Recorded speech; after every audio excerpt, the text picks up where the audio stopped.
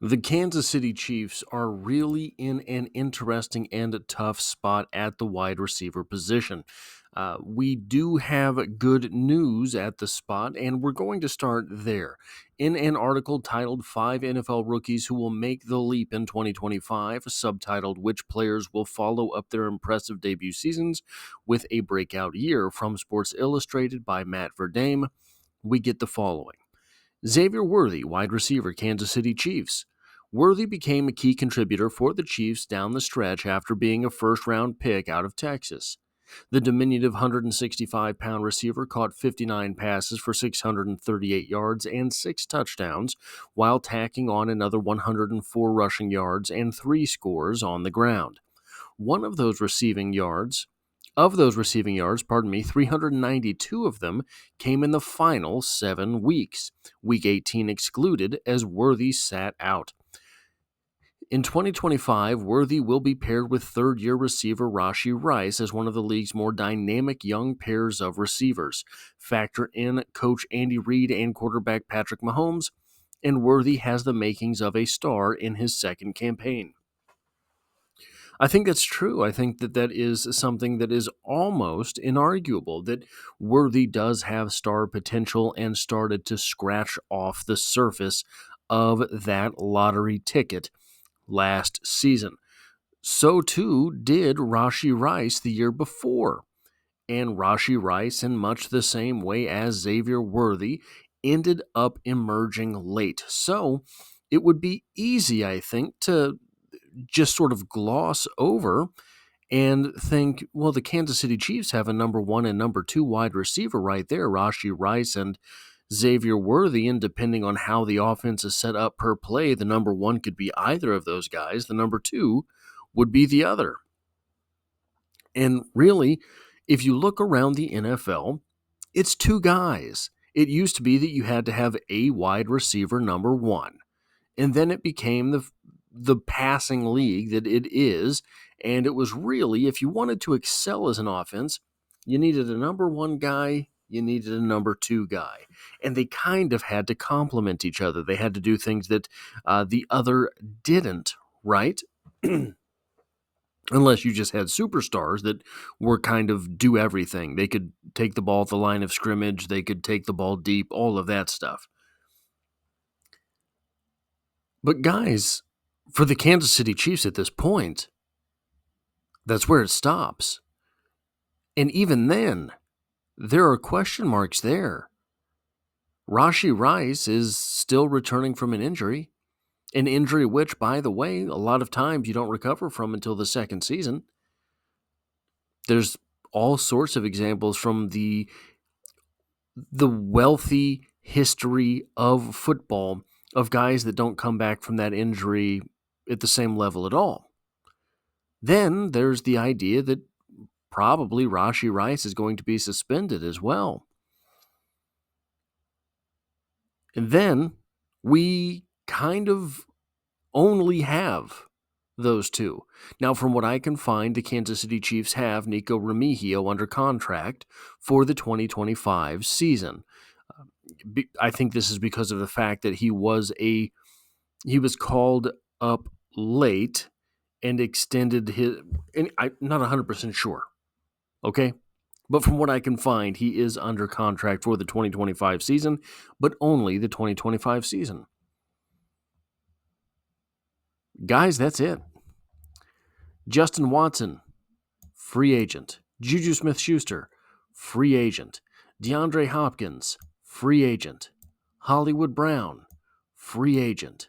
Mecole Hardman, free agent. All of them free agents. Now, so leaving Xavier Worthy, Nico Remigio, RASHEE Rice, is it possible that the Kansas City Chiefs end up bringing back Mecole Hardman, Juju Smith-Schuster, Hollywood Brown, DeAndre Hopkins? Is it possible that they end up bringing back MVS? It's all possible, right? At some point, I think the Kansas City Chiefs have to wake up and understand we're just doing the same thing over again and hoping that it works out this time. And Probably that is not conducive to success. Certainly, it is not conducive to progress. The problem is, there's not a whole lot of cap space.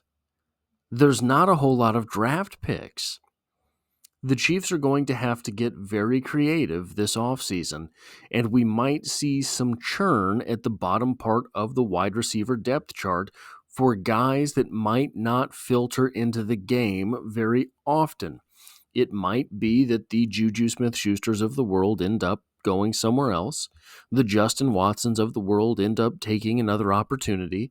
The Mecole Hardmans of the world end up Mecole Hardmaning, whatever that is. And then we start seeing guys like this as Kansas City Chiefs. Simi Fehoko.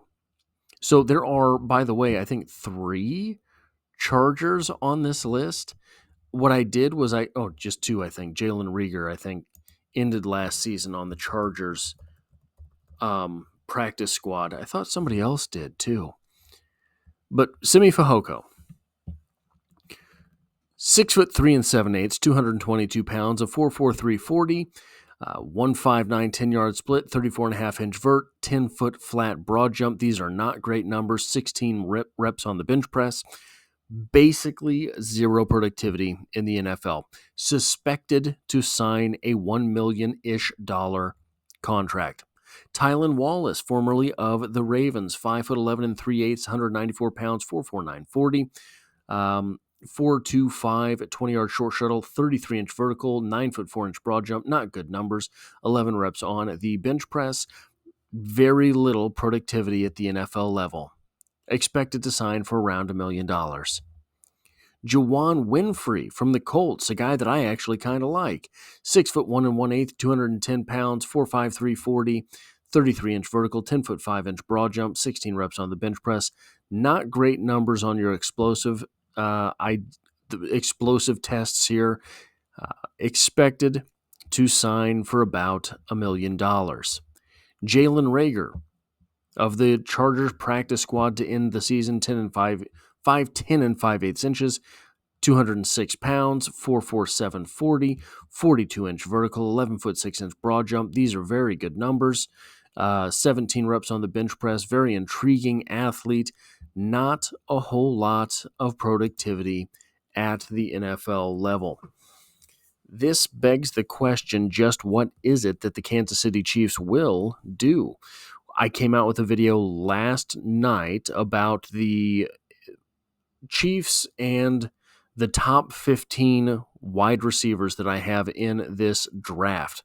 The top 15 ranked wide receivers that I have in this draft. There are guys I think that will go all the way through probably the 6th round on that list. I think that the Chiefs would do well for themselves to take a name or two from that list. They've got 6 draft picks. How do they do that? Find an offensive tackle, find a defensive tackle, find a linebacker. There's so many things the Chiefs have to do. It's going to be an interesting offseason for the Kansas City Chiefs. How are they able to fill all of these holes? What are they going to do? The cupboard, as it were, is running kind of dry for the Kansas City Chiefs. They have had so much success for such a long time. 7 consecutive AFC Championship games, 5 of the last 6 Super Bowls, 3 rings during that process. You go to the Super Bowl, you get the 31st pick. You win the Super Bowl, you get the 32nd pick.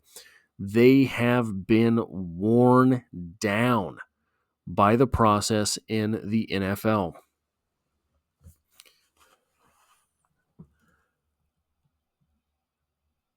The idea that the Chiefs never really have a good wide receiver core was perpetuated last season because of extenuating circumstances.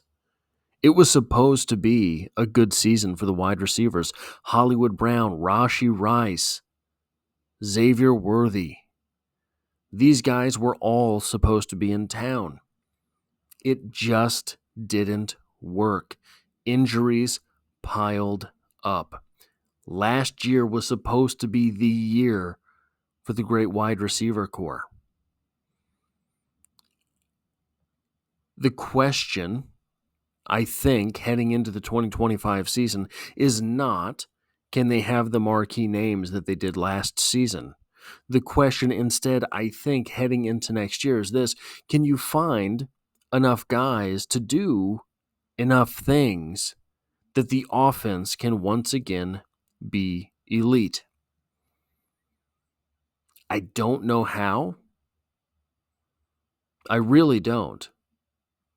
But I'm not going to bet against it.